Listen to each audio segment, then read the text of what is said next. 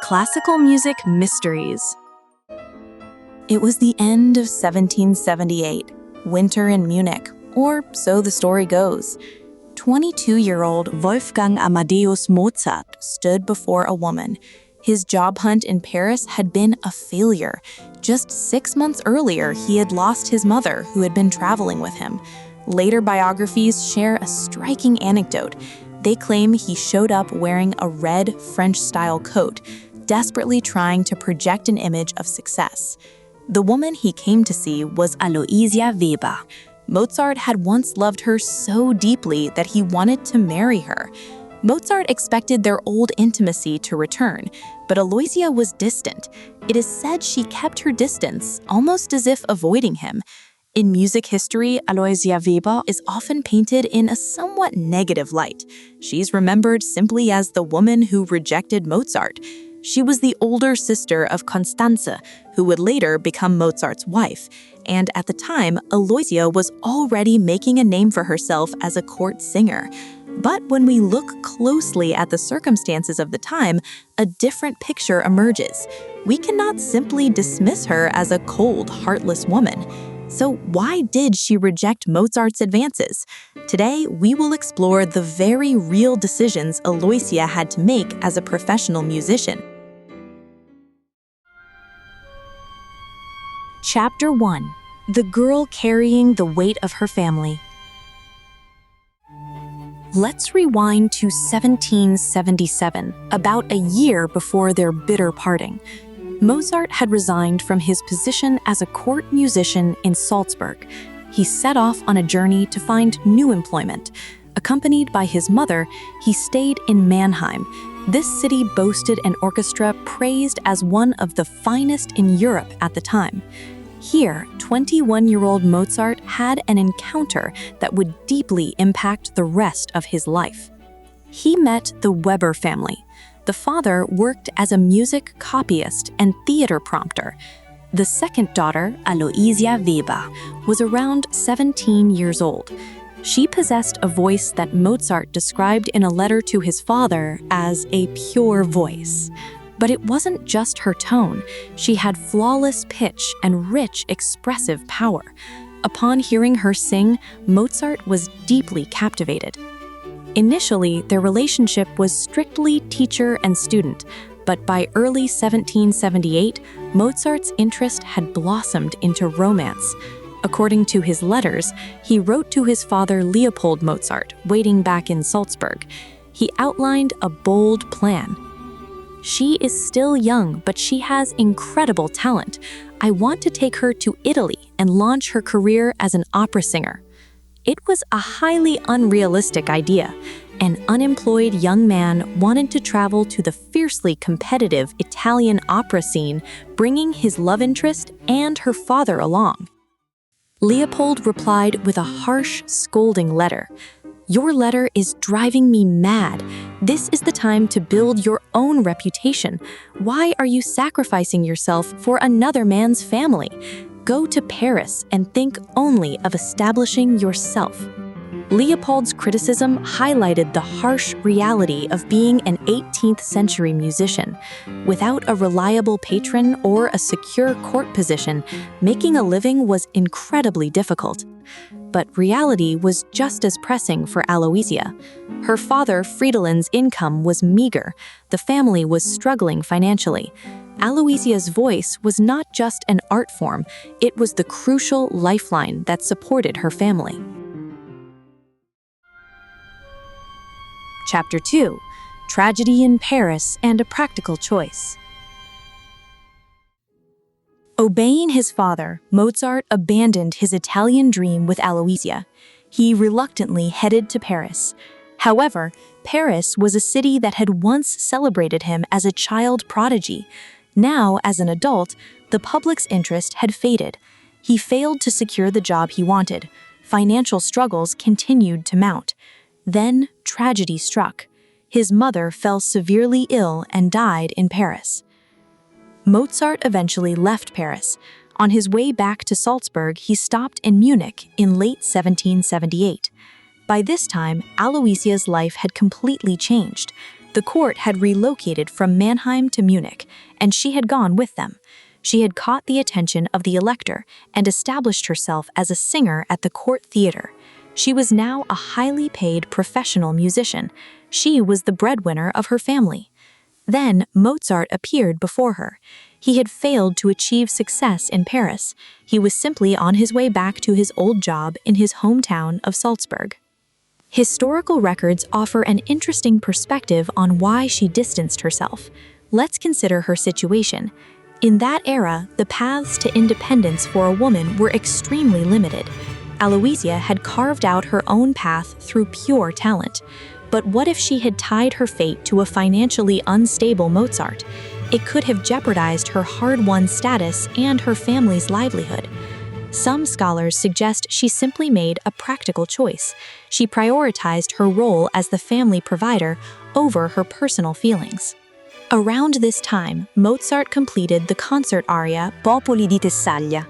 This piece requires extreme technical skill from the soprano. It includes a notoriously high note, a G6. It is widely believed that Mozart wrote this soaring melody specifically for Aloysia. He knew her vocal capabilities and wanted to showcase her unique strengths. Chapter 3. Thriving Together in Vienna. A few years after their bitter parting, their paths crossed again in Vienna. In 1781, Mozart clashed with his employer, the Archbishop. He said goodbye to Salzburg and decided to build his career in Vienna. Upon leaving the Archbishop's service, he needed a place to stay. He chose to lodge at a house run by Aloysia's mother. By this time, Aloysia had already left her family home. She was married to Josef Lange, a court actor and painter. Lange had a stable income. Combined with Aloysia's own substantial earnings as a singer, their household was financially secure. Mozart later married Aloysia's younger sister, Constanza.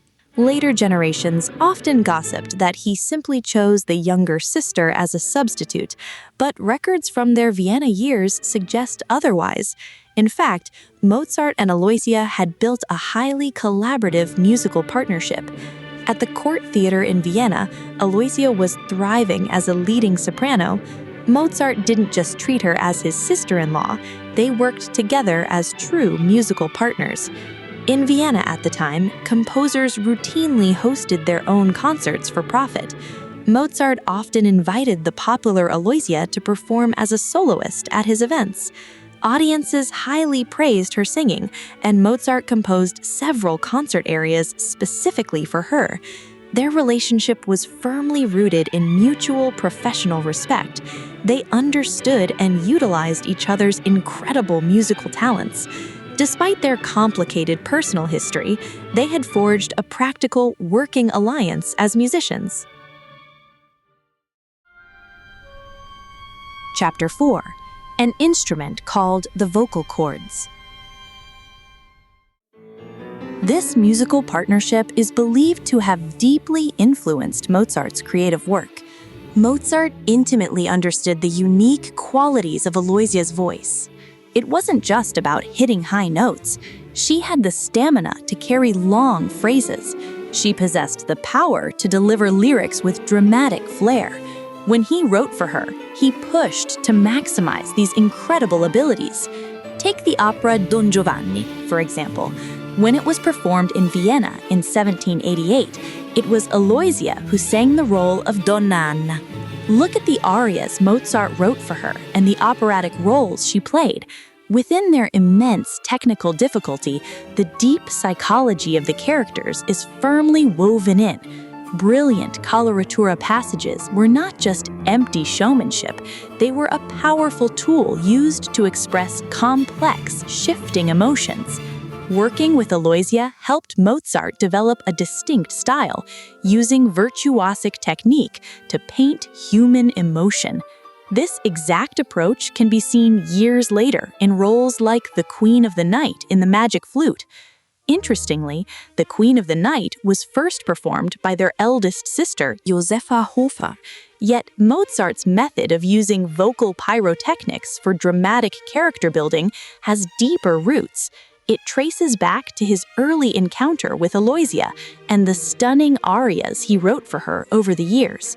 Their romantic feelings may have faded into the past, yet they had forged a profound professional bond as composer and singer. Without Aloysia, the masterful soprano writing we associate with Mozart today might have sounded quite different. Epilogue: What the Unfinished Portrait Reveals. In December 1791, Mozart passed away in Vienna at the young age of 35. Aloysia lived on for many years, continuing her career as a singer across Europe. There is a famous painting created by her husband, Joseph Lange. It is a portrait of Mozart sitting at a keyboard. Left unfinished, this small painting is incredibly revealing. In fact, Mozart's wife Constanza later called it the most accurate likeness of him among all his portraits. In her later years, Aloysia separated from Lange. It is said she lived out her final days in poverty. Years later, records show she looked back on their youth. She reportedly said, "I did not know then that he would become such a great man." She fully recognized his musical worth and held his genius in the highest regard. The brilliant technique demanded in Popoli di Tessalia remains. It is a lasting testament to a piece written specifically with her voice in mind. Their lives intertwined as relatives and as musicians, yet they ultimately walked separate paths. We will never truly know the exact feelings behind the choices she made back then. But one thing is certain: Aloysia Weber was a profound inspiration for Mozart's creative genius. The music they left behind continues to be performed across the world today. Thank you for watching. If you have your own thoughts, theories, or interpretations, feel free to share them in the comments. I'd love to hear your perspective. If you enjoyed this video, please consider liking and subscribing for more content like this. See you in the next video.